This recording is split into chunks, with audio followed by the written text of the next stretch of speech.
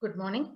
Today, let's continue with the next part of Module 3, cross-validation. Now, I already introduced cross-validation to you. Here, we're going to look at specific methods of cross-validation. If you remember what I had told you all in the first class, cross-validation is done to evaluate the performance of a classification algorithm. Okay, now what is cross-validation? I had told you in the last class, it's just like after I teach you a particular topic, I give you a test to assess how much you have learned. That is called cross-validation. Okay, now in machine learning, cross-validation is done by dividing the data set into two different parts. One part will be used for training and the other part will be used for testing. Okay, so cross-validation is the technique to evaluate predictive models. That means classification algorithms or any algorithm which predicts something by partitioning the original sample of the data set, original sample data set into training set to train the data and testing set to evaluate the algorithm. Okay, training set to train the algorithm and create a model, and testing set to evaluate the model. Okay, now to test the performance of a classifier, we need a number of training and validation set pairs. Because if I told you earlier, if I give you one question and decide on the answer on the basis of that particular question, whether you have understood a topic or not, it may not be a right evaluation. So I give you multiple questions on the topic so that I am able to judge accurately whether you have actually learned the topic or not. So that is what we're doing over here also. We're not going to use just one training set and one validation set and conclude whether the system, the model is working accurately or not. We're going to give it multiple training and validation set pairs and decide on based on all of those outcomes whether the model is correctly working or not. Okay, now if we have a large enough data set, it is we have lots and lots of data. If that is possible, then we can simply divide the data set into two randomly and use one for for training and the other for validation. But the problem is that in most cases, we do not have very large data. We don't have enough data in the data set to allow for just randomly dividing it into two. And so we use different methods for cross validation to emulate large amounts of data. Okay, that is what we're going to look at right now. The first method is holdout method. It is a simple cross validation method, and if we are not actually using any tools, this is what normally we will be using. So what does the holdout method do? It simply separates the whole data set X into two sets called training and testing. The training data set, whether it is big or small, that's what it will do. It will simply take, normally we will not take half and half, we will take 1/3 for training, sorry, 2/3 for training and 1/3 for testing. Okay, so randomly we will select 2/3 of the data, fit the function based on that 2/3 of the data, that means do the training, create the model based on that 2/3 data, and the rest 1/3 which was not used for training will be given after the model has been created to decide whether the model is working correctly. How is that done? The testing, the data in the test set, that will be given, and based on the errors that are generated by the model, we decide whether the system is working accurately or not. This is called the holdout method. The whole of the data is simply divided into two sets and we hold out a few for testing. The rest is used for training. Based on the error that is there in that, when the test data is given, we assume whether the model is accurate or not. This is the first method. Second method is k-fold cross validation, and this is the method that is most commonly followed. Okay, now when you hear the name itself, you should know this is called k-fold cross validation. That means the whole of the data set will be first randomly divided into k equal sized parts. Okay, so if my k is 5 and I have got 100 instances in my data set, then 100 divided by 5 instances will be 1/4. Okay, so 100 divided by 5 is 20. So I'll have 20 instances, which is randomly picked and put into 5 folds. Out of these 5 folds, one of these 5 folds, so I have F1, F2, F3, F4, and F5. Out of this, one will be picked randomly. Say that I'm taking out F3. And that F3 will be kept for testing, and all the other K minus 1 parts will be used for training. Okay, and based on that F3 and the rest as training set, I will have one accuracy. Next time, again, I'm going to choose other than F3, some other fold will be taken as the test set. So let's say F2. And then F1, F3, F4, and F5 will be used as training, and the model will be checked against F2 for the accuracy. This will be done for all the K folds. Okay, now what is the disadvantage in this? The disadvantage over here is that each time in our training set, we have got an overlap. So first time I took out the F2 fold, but F1, F2, sorry, F3 fold, F1, F2, F4, and F5 was there in the first training set. Second time I took out F2 as my testing data. But even in that, I had F1, F4, and F5 common as the first training sample. So this is one of the disadvantages of K-fold cross-validation. The training sample has got quite a bit of overlap. Okay, so it is not always possible that always the error may not be correctly calculated, or the model may not have a very big difference. Okay, but this is a good method to follow when we have less amount of data.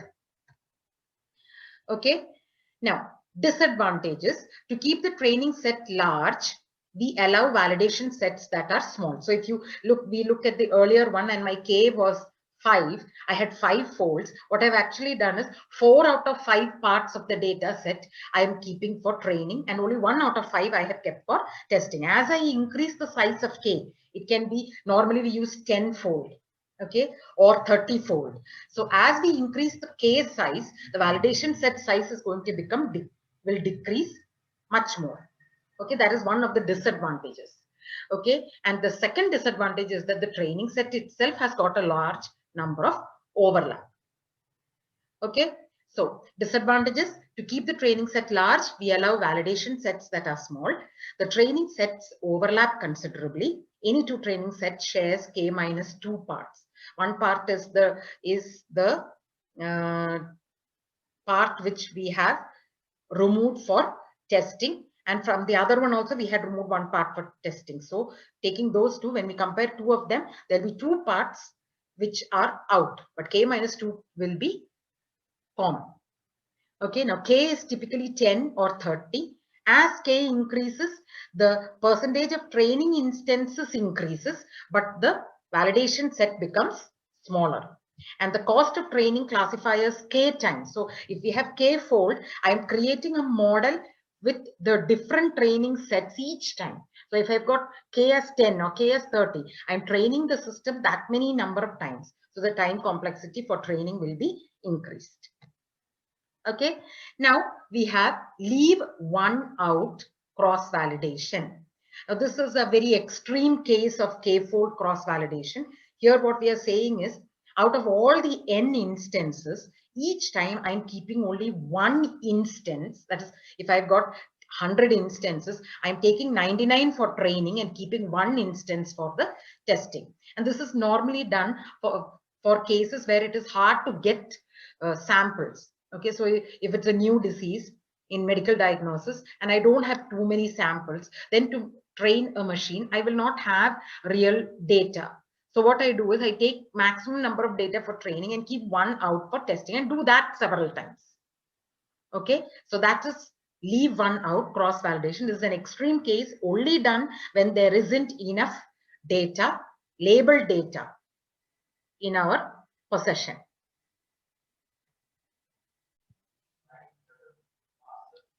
Okay, now we're doing 5 into 2 cross validation. What is 5 into 2 cross validation?